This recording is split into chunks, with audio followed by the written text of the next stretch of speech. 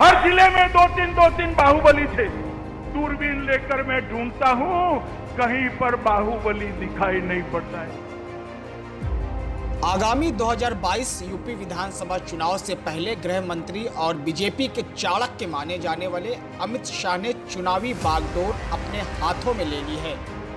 लखनऊ में सदस्यता अभियान के दौरान मंच से यूपी में बाहुबलियों का सफाया होने की बात करते हुए अमित शाह विपक्षियों को घेर रहे थे,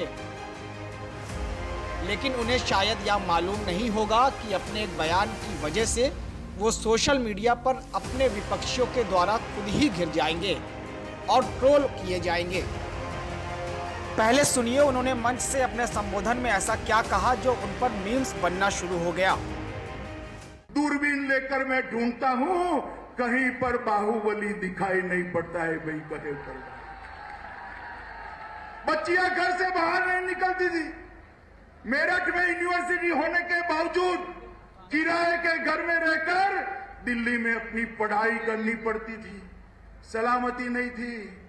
आज कोई भी त्योहार हो, छठ का हो, दीपावली का हो, 16 साल की बच्ची गहने लाकर स्कूटी पर रात को 12 बजे भी यूपी की सड़कों पर निकल सकती है, कोई डर का।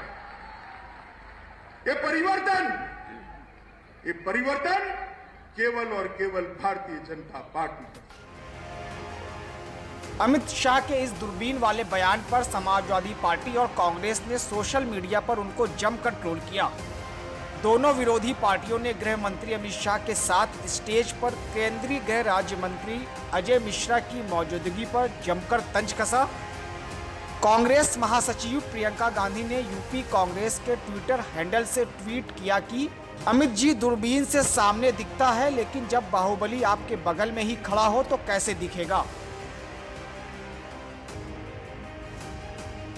प्रियंका गांधी के बाद यूपी के पूर्व मुख्यमंत्री और सपा के राष्ट्रीय अध्यक्ष अखिलेश यादव ने भी इस तस्वीर पर चुटकुले अंदाज में ट्वीट कर अमित शाह को ट्रोल करते हुए लिखा, झूठी दूरबीन लेकर ढूंढने का ढोंग पूरा था, जबकि बगल में छोरा जगत ढिंढोरा था।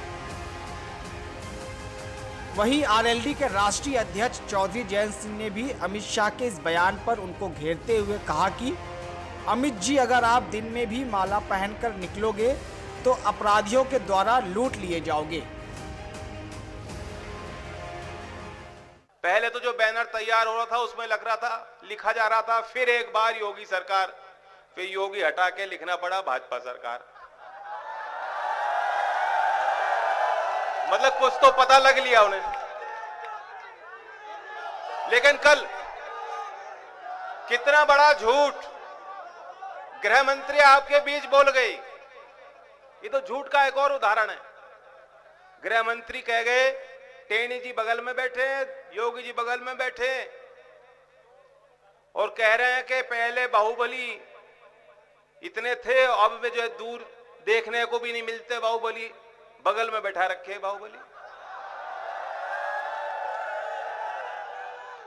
और फिर कितनी ताज्जुब करने वाली बात, गृह मंत्री कहते हैं कि पहले बहन बेटियां सुरक्षित नहीं थीं, अब मेरठ विश्वविद्यालय में भी पढ़ाने को बेटियां जो पहले थीं, मेरठ विश्वविद्यालय में दाखिला है और दिल्ली में किराए का मकान लेना पड़ता था कि वहां जाके पढ़ा करेगी। ऐसी कोई बात थी क्या? मनगढ़ंत बातें बनाकर मेरठ को भी बदनाम करना चाह रही, पश्चिमी उत्तर प्रदेश को बदनाम करना चाह रही, और अब कह रहे अब तो गहने लाद कर स्कूटी पे रात को 12 बजे भी महिलाएं घूम सकती हैं। हम बड़ौत में कभी देखी रात को 12 बजे स्कूटी पे? तो मैं चैलेंज के साथ कह सकता हूं, चैलेंज है। अब हालात इतने बिगड़ चुके, अपराध इतना बढ़ चुका है। अमित शाह जी भी अगर माला पहन के ना दिन में ही 12 बजे कहीं घूम लेंगे, लूट जाएंगे। दरअसल लखीमपुर हिंसा मामले में केंद्रीय गृह राज्य मंत्री अजय मिश्रा टेनी के बेटे आशीष मिश्रा पर किसानों को कुचलने का आरोप है, जिसको लेकर एक तरफ किसान संगठनों के अलावा कांग्रेस, सपा और रालोद सरीखी विपक्षी पार्टियां अजय मिश्रा के इस्तीफे की मांग कर रही हैं, तो वहीं दूसरी तरफ अजय टेनी गृह मंत्री अमित शाह के साथ कार्यक्रमों के दौरान मंच साझा करते हुए नजर आ रहे हैं। चुनाव करीब है, ऐसे में राजनीतिक दलों का आरोप प्रत्यारोप के साथ साथ ट्रोल और मीम्स का दौर अगले 5 महीनों तक लगातार जारी रहने वाला है। Bureau report, news 18।